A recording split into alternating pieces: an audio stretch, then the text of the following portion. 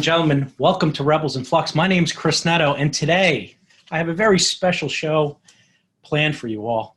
This is going to be a fun one because with me I have Meg Sciarini Smith. You're not familiar with her? Get to know her. Meg, how are you?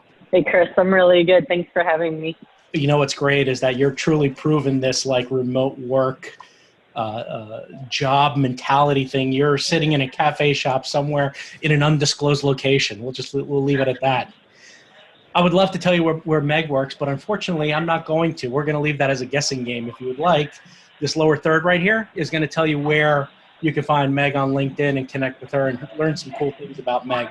But we're going to go off on a tangent. One of the things that I know about Meg, because I spent a little time working with Meg at a previous company, is that Meg has an interesting background. Meg actually came from the, I guess, live events world. Would you define that as live events, or is it Broadway, or that's not Broadway, it's show? How would you describe where you came from? It's hard to classify Vegas shows in any other term other than large live entertainment venues. Large live entertainment venues. So you got a little bit of AV and then you get this like live element attached to it. How crazy is it when you're on the show? Because for a lot of people that are watching, we're installer based, right? We know we can permanently install a projector, permanently install a control system, and 99% of the time it will turn on, turn off. If it doesn't, we get to reboot. You don't have that luxury on that live event stage. Is that correct? I'd say that's correct. The nice thing is that your venue does become your home and your technology becomes like your family. So you learn how each piece of equipment tends to react. You learn that technology has personalities, and you get to know that tech like the back of your hand. So that's the one benefit that I had growing up on a house crew for a large Vegas show. While permanent installs are, we would have a permanent installation come in and do the stuff, but then that was our babies. Like that became our show, and we took care of it. We maintained it.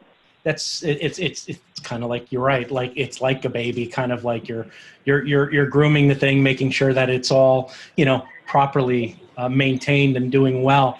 How many sleepless nights did you have walking into places when it's brand new? I would say I had, there were some very long days on install days, and during creations, it's always kind of like, well, everybody, how are we doing today? Are we going to behave ourselves? Are we going to get through this show? Please say yes. I want you to play the Mythbuster for me. Is it true that technology needs a break-in period? I would say yes.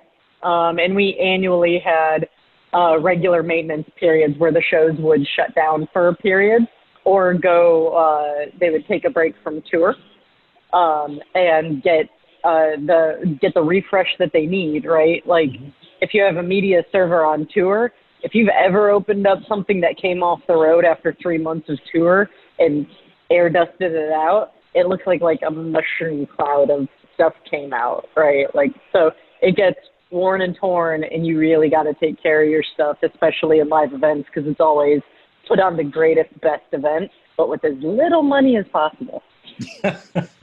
All right. So there is a break-in period. There's obviously maintenance that is a key part of everything you got going on a live events kind of in a live events environment.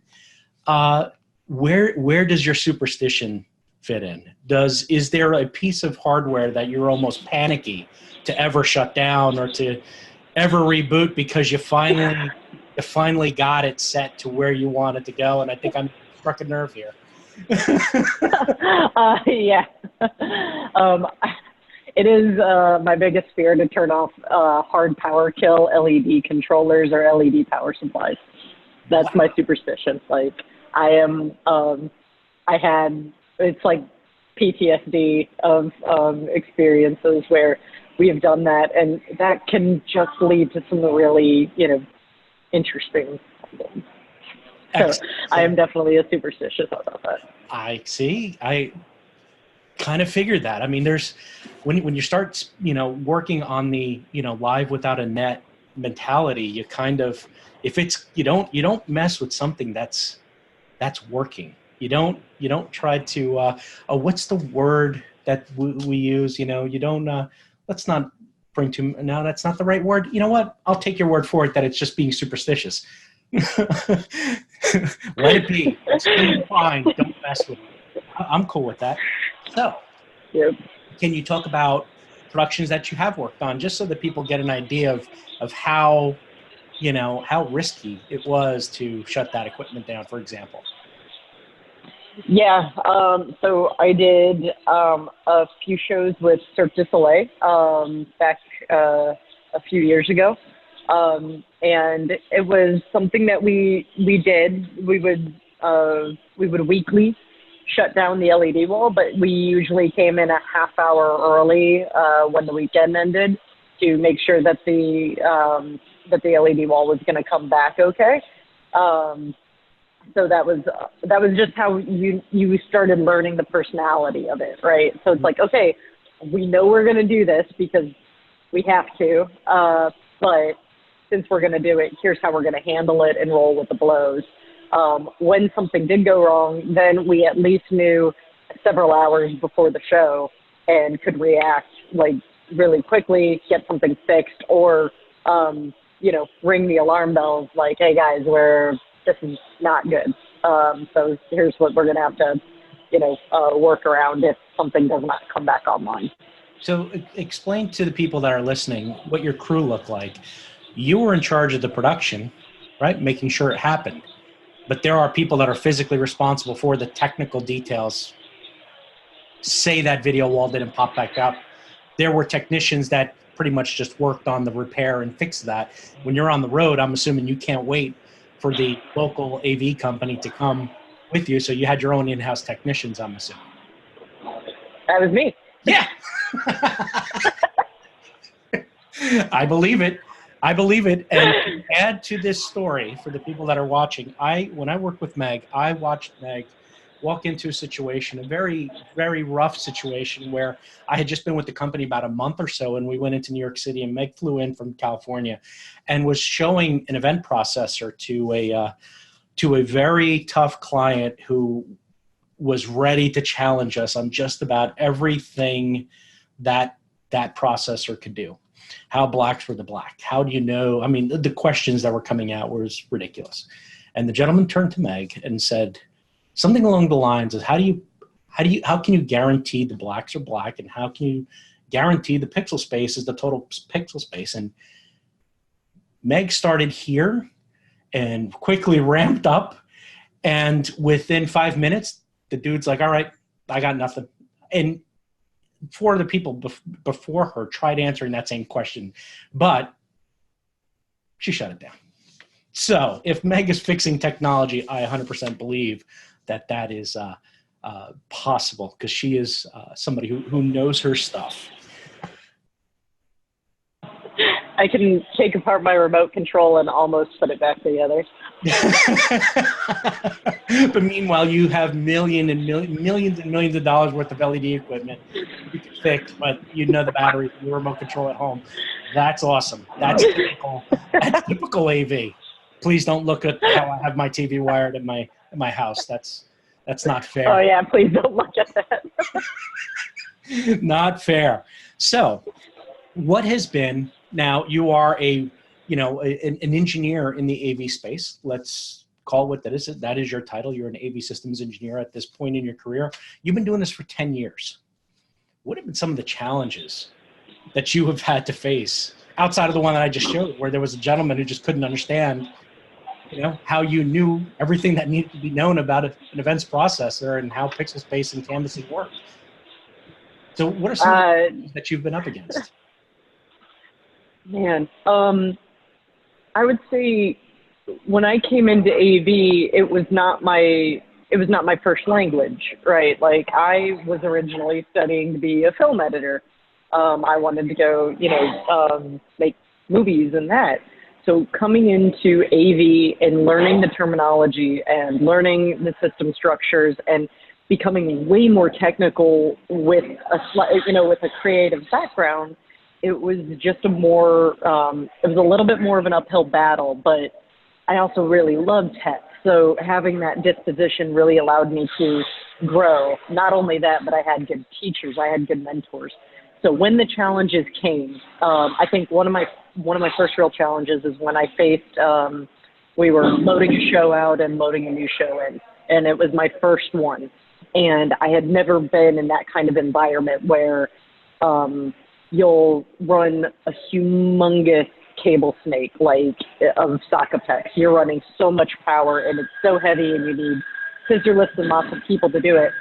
And the placement of that cable will change 10 times before we settled for the final placement. And that was very difficult for me to it's just a cable, place it, just make up your mind, right? Instead of roll with the blows. And I think that was something I had to really be taught, is how to take things as they come and deal with them as they are, and then figure out how to do it better next time. Other challenges in my career have also been, I was relatively young when I entered the industry. I was 23. And then I'd been dabbling prior to that in my last year of college with a couple shows. So when I joined in, I was very young. I was very green, and trying to overcome kind of that stigma as well. It's well, yeah, I'm really young, but I'm actually really curious. I ask tons of questions, and they may be, silly questions, but at least I'm highlighting, areas of gap knowledge, right? So I know where to go next. And I became a really good person to, if I didn't know the answer off the top of my head, I knew where to find the answer really quickly. So I gathered a really good network of people, which is how I'm super glad you and I have stayed connected, because you've been one of those awesome people that's oh, great. This experience, that New York experience, is one of the first times I'd been in a situation like that. And it ended up being one of the most, I would say, recollected stories whenever I get together with the old company folks. So it provides some good memories. You had six of us there with our jaws hitting the ground going, wow, she just did that. She just said that. And he just understood that. Well, let's go. And the purchase order came a couple weeks later. So it worked. Whatever you did, thumbs up. It was awesome. And I wasn't even a sales guy, but I recognized, wow, I think this may go. This may work. This may just work. So you're not on the road anymore. You're now internal, right? So what has that live life taught you that you now have translated into, the home base mentality now? You're in-house, for example. So what has been on the road taught you? What lessons have you learned from that live life? I would say that I know how to hustle. When something needs to get going, I rev, I get wound up, and I am ready to go. You give me this is the project, here's what we're doing, I'm on it. That's my mentality that I think has been hard coded into me now.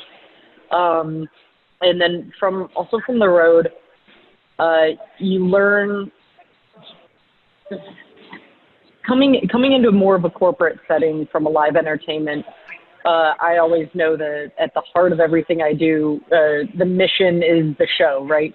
There is a moment where there's an element of this is the production, even in corporate, whether that's the boardroom meeting, whether that's the announcement space that's happening, no matter what it is, that's the show. And that's what matters most to me. And that's the level that I will throw at all of my technology. Now I have to deal, rather than one show, I have to deal with scaling it, right? I'm doing, 500 plus shows every single day, multiple times a day. And I'm part of the team that makes that happen. But I'm from one base, I'm not on site, right? And that takes that's trust. And that's what I've learned in the corporate space, where I'm like, I have to trust my teams, or and it's challenged me in new ways, like documentation, standardization, making it so that Scale. it does not have to be me on site, so that I can hand it over to the folks that can run the show on site. So that's, wow, so it's kind of a loss of control. It's that it's the feeling I get like when I'm on a roller coaster, right? Like it looked like a good idea. Then I realized I can't pull the brake. Okay, I'm good. We reached the top. I don't want to go through this anymore. Oh my God.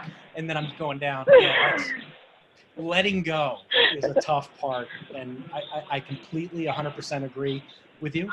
As somebody who spent time as a corporate on-site tech guy, when you start bringing in that team, because you can't split atoms, you can't, the one thing that we have not done in AV very well is invent a teleportation device so that you can be in multiple places very quickly, whether it's across a campus or across the world. Unfortunately, that still requires old-fashioned get up and pack a bag and go.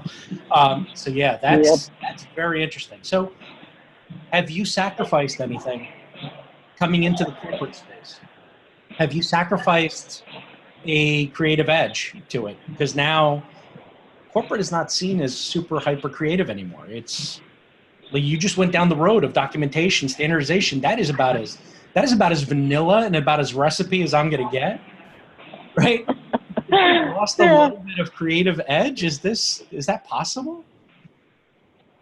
The cool thing about what I'm doing these days is that it doesn't feel like it, because the mission is still the experience, and so that's where I at least find the creativity. There's also plenty of creative problem solving. That never stops.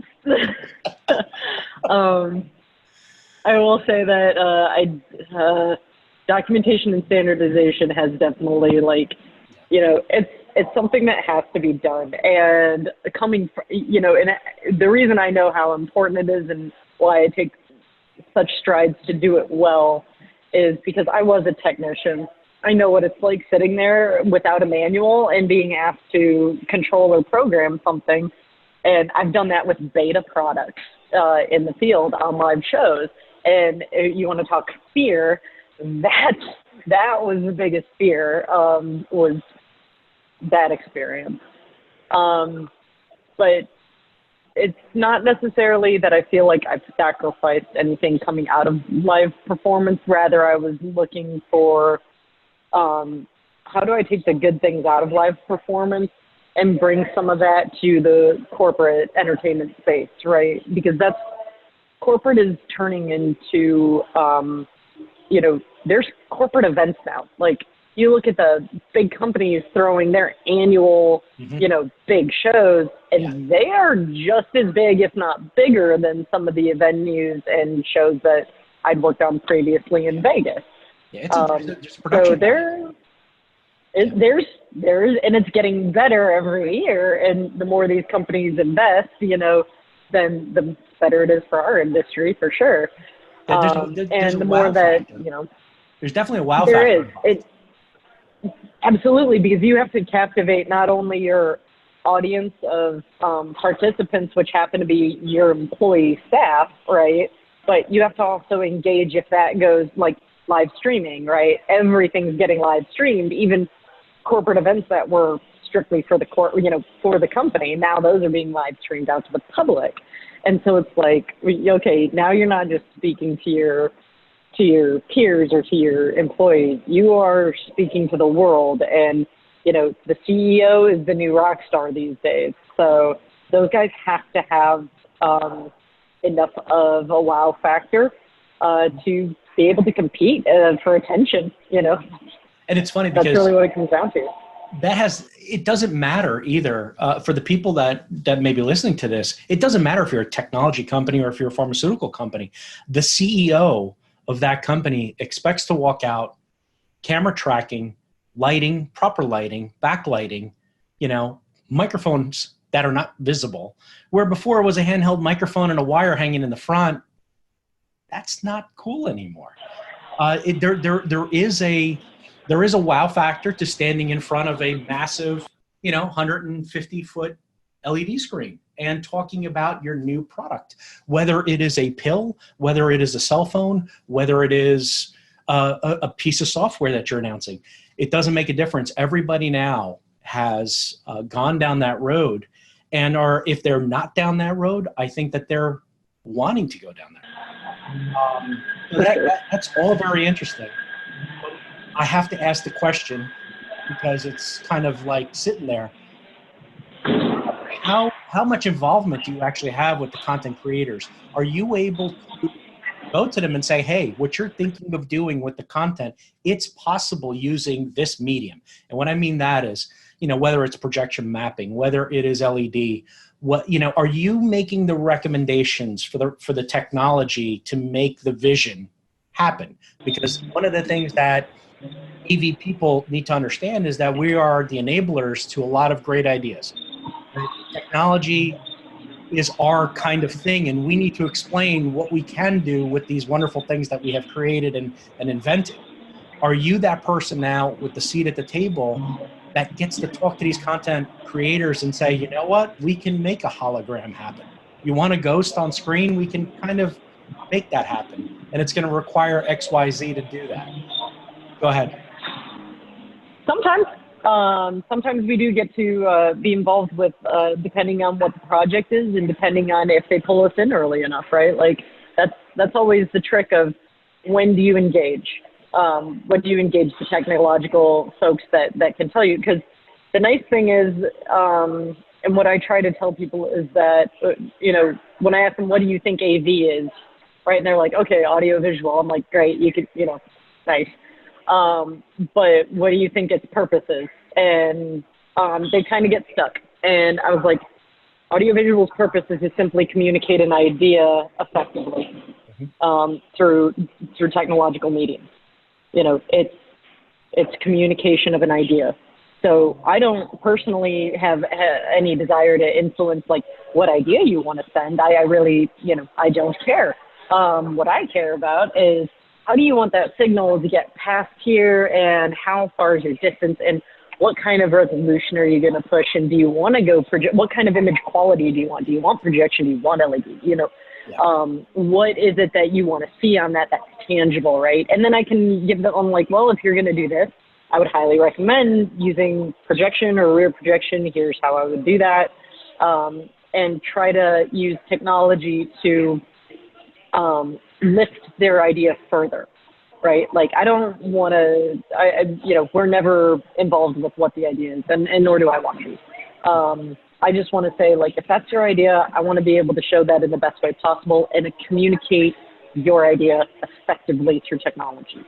So I have been lucky enough recently in a lot of the work that I do to be able to have some of those conversations and explain, like, here's why I would choose this medium. Here's where I think this has an edge over something else. And here's why I wouldn't choose another route, or why I would go simpler rather than complex.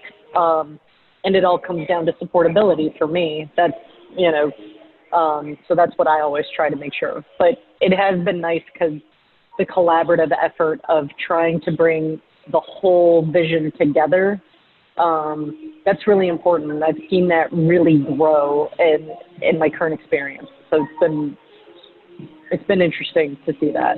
So yes, I feel like there's been good influence, but I'm also more of an educator, right? I'm like, look, you can do this. In AV, there's no one right way to accomplish something. It's all about, how do you want the end product to look, right? And so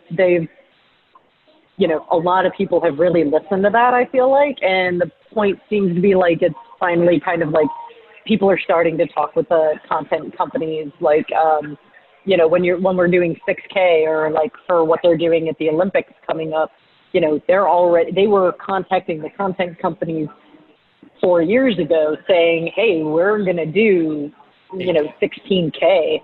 Yeah. Like, be ready for it. Start working now and figure out how we can do it. 'Cause in 4 years we're pushing the go button. Yeah. Yeah. And you know what? I think that's what's needed. I have some years on you as far as age wise, but it's the analog sunset took forever to set. It kept Has it going really on. set? Did it ever really Has set? it You're really right. set? No, because I just had a conversation about it with a guy who's still getting still getting asked to integrate VHSs into his clients' home theaters. I guess that VHS collection of the Golden Girls just they can't let go.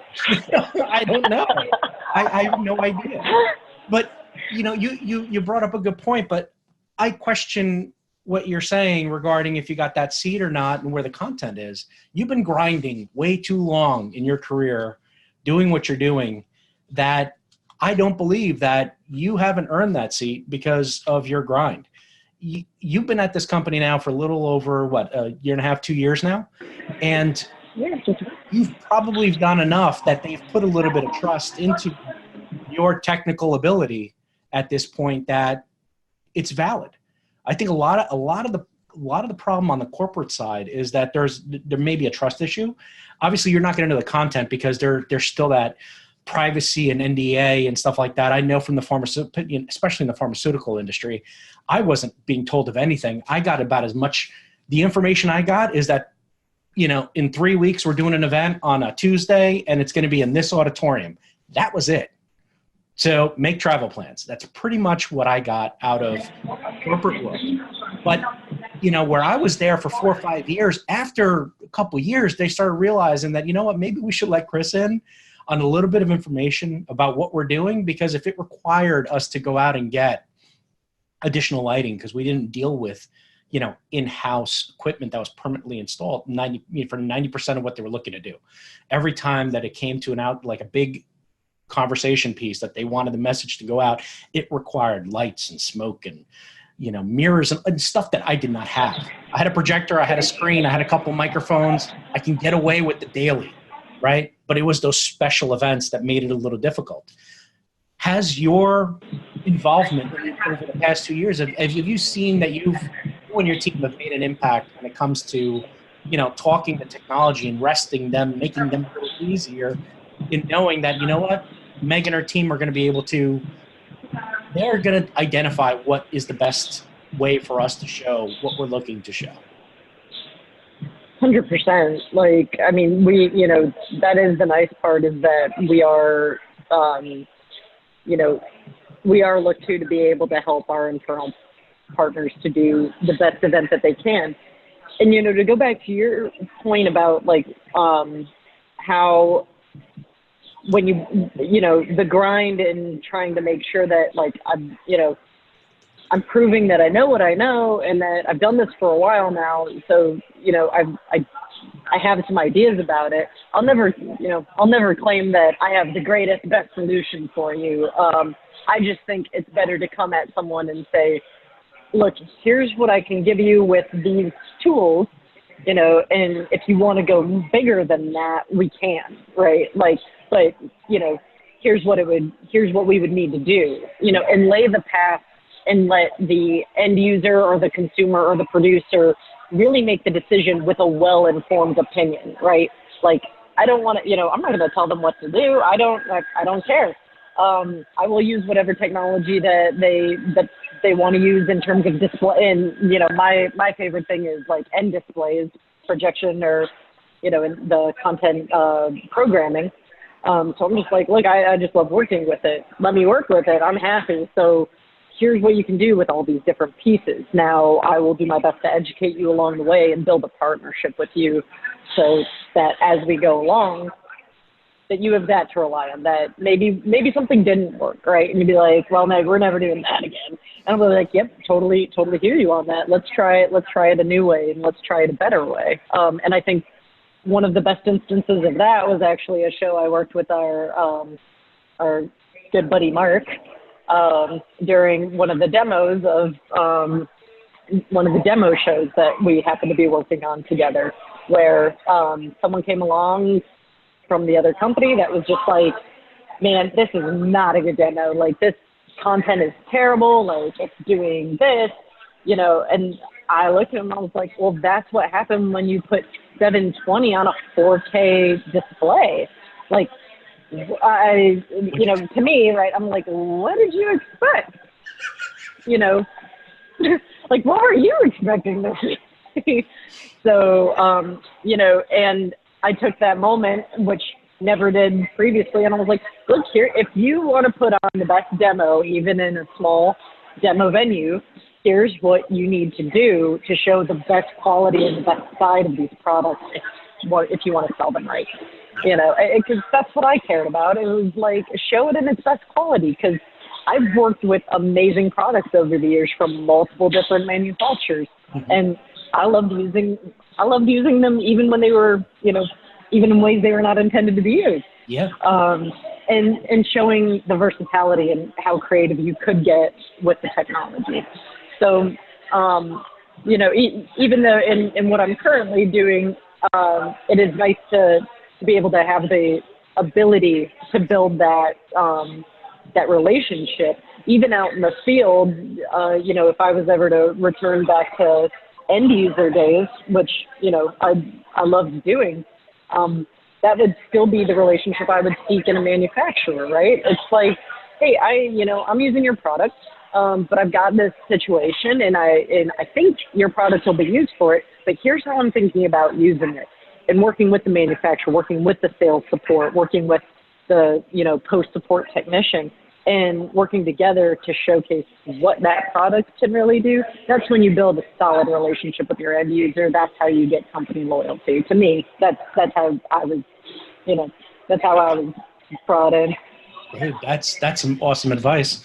But you know what? Enough tech, enough conversation. I want to get to the questions that everybody's dying to hear. So let's start off with some bizarre questions that are meant to throw you off. Let's start with, what is your preference? Now, this is because I know who you are. What is your preference? Grilled octopus or octopus thrown on ice? Octopus thrown on ice. Octopus thrown on ice. I snuck that one in there because I know you're a Detroit Red Wings fan, and I did not expect that one coming. You were like, what? Am I going Japanese, or what kind of weird food question is he asking me here? How big of a Detroit I need it Red absolutely Wing floating in the middle of the air. Oh my God. I love Detroit, and I love the Detroit Red Wings. I've been watching it since I was born. I grew up loving the sport, and my dad always has good stories about the time he took my brother to a Stanley Cup playoff game when we were really young. I didn't talk to him for a month. And so he kept trying to make it up to me. Game. It was amazing. Oh yeah, there's nothing like it. And my dad for years tried to make up for it. Tried to get box seats, tried to take us to go meet the team and stuff. And he's like, "Are we even? Are we even?" I was like, "We'll be even when you take me to a playoff game." Good. I am glad I got you on that one. All right. Next question. What is your favorite fruit? I'm partial to apples. Awesome. Next, do you have a fake favorite movie that you would say to act cool in a public setting? A movie that you would say is your favorite movie just because you're in the right place. I usually go artsy. Oh, God. Oh, man. Wow. You know what? I'm going to go nerdy. I'm going to go Rashomon. Nice. Yeah. New Rashomon. Cool. Samurai. You were not expecting Black and white samurai. Okay. No, that was a good throw. If you were in a sitcom, which one would it be? Oh, Lord. Well, I don't even, do they make sitcoms still? I don't even know. Let's skip that one because I don't even know what's classified as a sitcom. What is a sitcom these days? Oh, man, now I'm stoned. Well, no, I have no idea what sitcom Married with Children. Maybe that's where I'd end up. Okay, that was my first. Yeah, I was going to say, that was what first came to mind. I was like, Yeah, but that's also really weird. I wouldn't say I would. You gotta go 80s and go like 30 something or something. But that's just very weird. It doesn't even make sense anymore these days. So I guess Netflix did a show on roadies. I guess it was semi-sitcom. I never watched it, but I'd probably say that would be one that I'd qualify for. This is not a sitcom, but if you were in the show Stranger Things, would you have joined the AV Club? Heck yes. Oh my gosh. I knew a guy that knew everything about ham radios. It was so good. I would have totally done it. Yeah. Did you go to a school where there was an AV Club per se? Okay. So in grade school, I was an anchor host and part of the crew on like our daily announcements, which was like a closed circuit TV. We even had like a little studio. It was pretty cool. So yeah, I would say like I think I was on that for like 8th grade year, and then I went to an arts high school. So I mean, that whole building kind of had AV club, but like it wasn't an AV club. You were just like, Nerds. In the art school, so it was normal there. Awesome. Now, what you may not know is that you are actually a Midwest person now living on the West Coast. But if we were to put you in the middle of America, where you're from, would you consider yourself more Tupac or Biggie? I think I'm more Biggie. Only you. I think I'm more Biggie. Question, and for the people, no, forget it.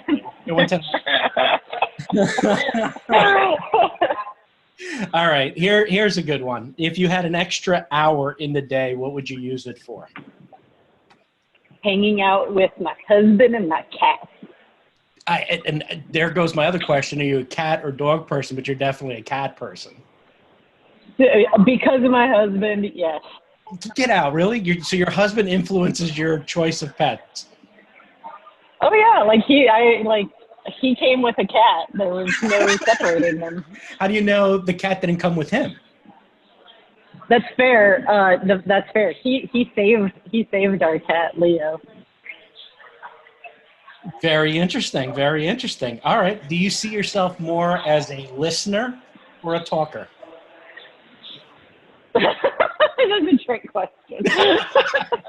Well, I'm interviewing you, so I'm going to make you ask a weird kind of question. Anybody who knows me knows I will talk your ear off for hours, especially if you get me talking on something I'm interested in. Like hockey. Just say. Like hockey, maybe. I might never shut up about that. Okay, here's another question. Could Steve Yzerman actually win the presidency of the United States if it was up to you? I would so vote for him. Hardcore. Yzerman 2020. Yes. All right, I'm gonna hit your nerdy side now with what book have you recently read that was worth your time? The Russian Five. The what? The Russian Five. Okay, I have no idea. I'm not even gonna pretend like I know what that's about. All right, it's about how in the 80s when the Red Wings were known as the Dead Wings. Okay. They had gotten several very successful young players that they were trying to bring up through the draft, but one of the coaches was like, you know what, we need really good hockey players, and there's really good hockey players in Russia. So this was after the 80s Olympics and everything. So the Iron Curtain was still up. So it's the story about how they were able to get like Fedorov, Konstantinov, Larionov, and Fedosov. Yeah. So the line that was known as the Russian Five on Red Wings, it's their story of how they defected and came to Detroit and what Detroit had to do, which caused some international incidents with the Red Army Hockey Club. So it was like part hockey, part spy novel. It was great. Very interesting, because I remember, I think the Devils were one of the, in the same, and I'm not a Devils fan, but I happen to be in Jersey, so yeah, kind of got that. But I think they had a similar situation with Fetisov when he defected. The stories of the defection are amazing. And so Yeah, so Fetisov was defected, and so the Devils drafted him, and then Larionov, I believe, was actually Vancouver. But the Red Wings got Konstantinov and Fedorov, and that made big news, like big news, like it was a huge deal.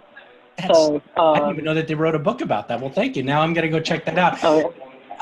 I'm an Islander fan, so I don't have nothing to chirp about since about 1980 or 79 to 84. I had 4 good runs, but that's about it. We had a good run last year, which is kind of good seasons. Yeah, like especially after like that hockey fan threw his jersey on the ice, it was like the team came back and was like, "We will no, like you will not throw your jerseys on the ice," and they like played like a killer season of hockey.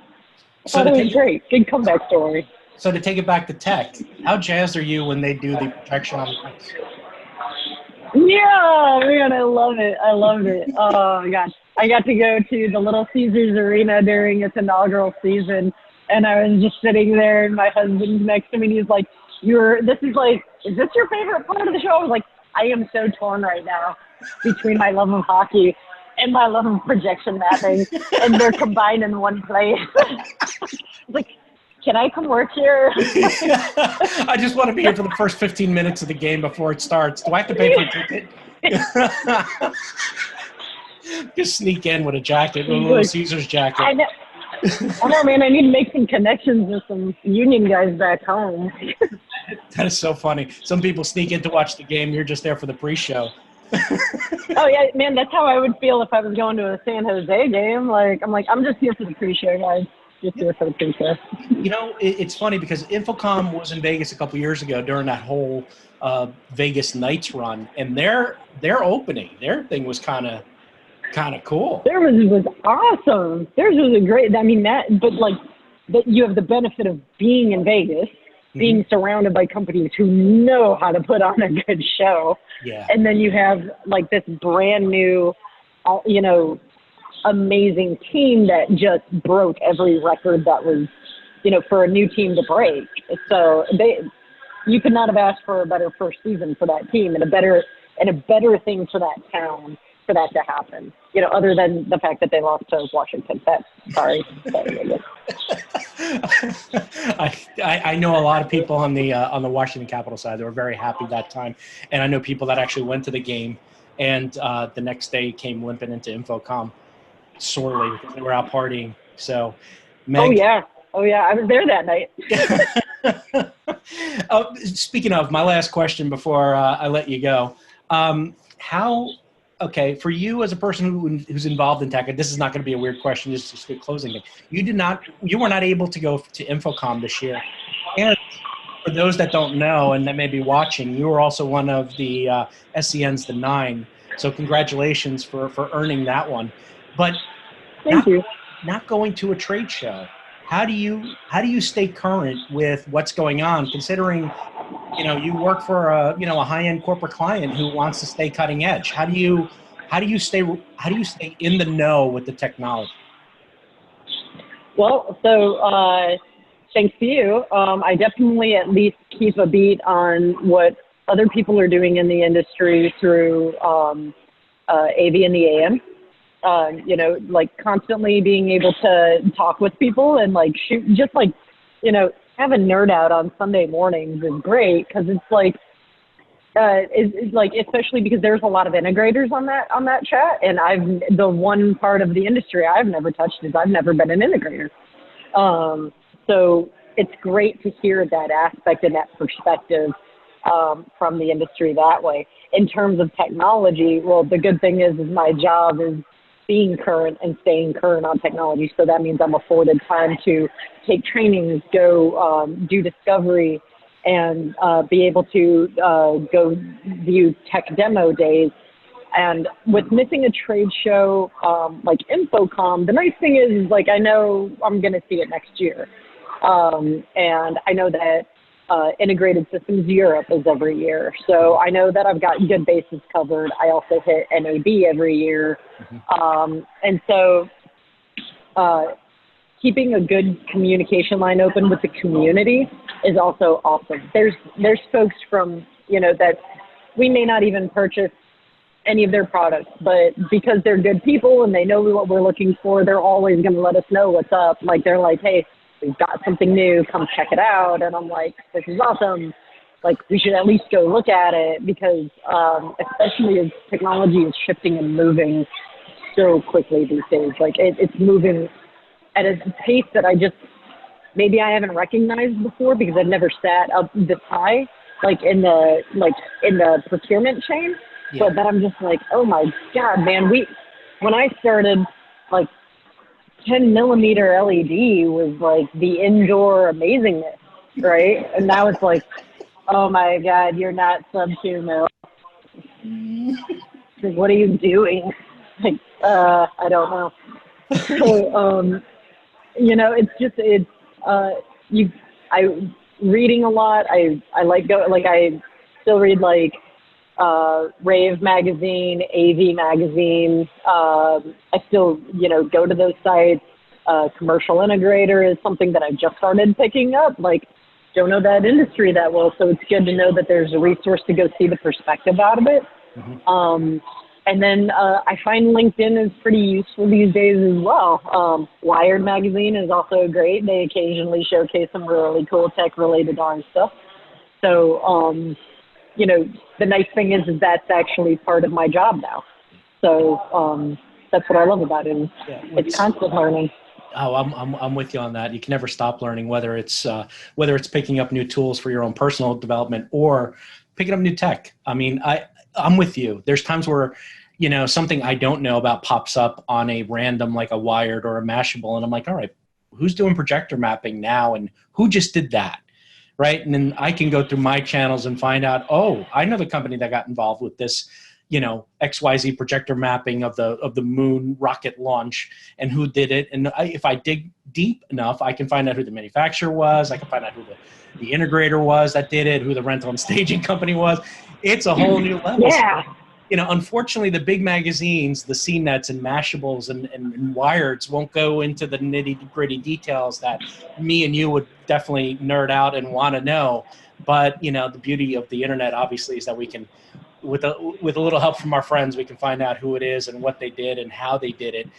Most importantly, and one of the things that I'd like to pass on to the people that are watching this is that, you know, the true nerds are the ones that don't care what it looks like on the outside. They spend about 5 minutes looking at the wow, and then really quickly want to peek behind the curtain, because what's under the hood is a little bit more important to us, and than it is actually physically watching what is happening on the side of a building or side of a bridge or whatever the case may be. Meg, thank you so much. 100%. I love nerding out with you. It's great. I get to ask some silly questions. I know that you would definitely be in the AV club of the Stranger Things, and I would probably be there with you. I'm glad Absolutely. I know your new favorite fruit, so I'm going to send you a basket of apples. And your favorite movie? Wow, your favorite fake movie. What is your favorite real movie? Okay, now I'm really going to show my nerd colors. Here we go. I really love the movie Akira. What? It's called Akira, 1988. They had to invent colors to make that animation possible. One of the best movies I've ever seen. I will put that right here on this lower third for people that are currently watching and want to nerd out with her on that one, because you've stumped me twice now. So that worked out good, because I was not prepared for that. But anyway, and the Russian Five. Yes. And there's a documentary on that you can watch on, I think it's downloadable through like iTunes or Amazon or whatever streaming service you use. Yep, The Russian Five. And it's it's the book, but like the book is better. Isn't it always? I think so. I haven't come across a movie yet that's beat the book. Yeah, I'm with you on that. Ladies and gentlemen, I would like to thank Meg for coming on the video with us, sharing her insights into the world of live events, now transitioned over into the corporate world. Meg, if people want to find out more about you, outside of looking you up on SCN's The Nine, where can they find out more information about you?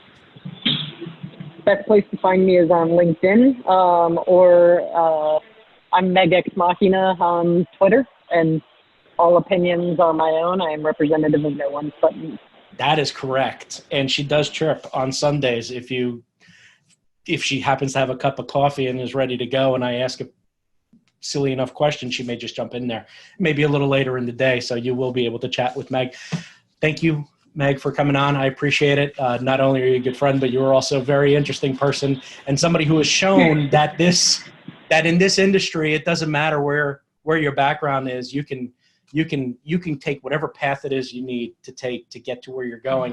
And for anybody here who is watching and thinks they can engineer her on the aspect of video, you're out of your mind. I've seen it. You will lose. It will be a good attempt. I dare you. Ladies and gentlemen, my name is Chris Netto. I am the host of Rebels and Flux. This podcast is sponsored by Starin. Check us out right here, starin.biz. That's starin.biz. That is the website. You can find us on Twitter at Starin_MKG. You can find me doing all sorts of things on the internet, Chris_Netto, and you can find me on LinkedIn as well and Instagram and all those funky channels. Again, thank you, Meg, for joining us. Ladies and gentlemen, this has been Rebels in Flux. We'll see you next week as we explore the rebels in this industry and the flux that we all live in right now in this ever-changing flux. Thank you so much for listening. Thank you so much for watching. This has been Rebels in Flux.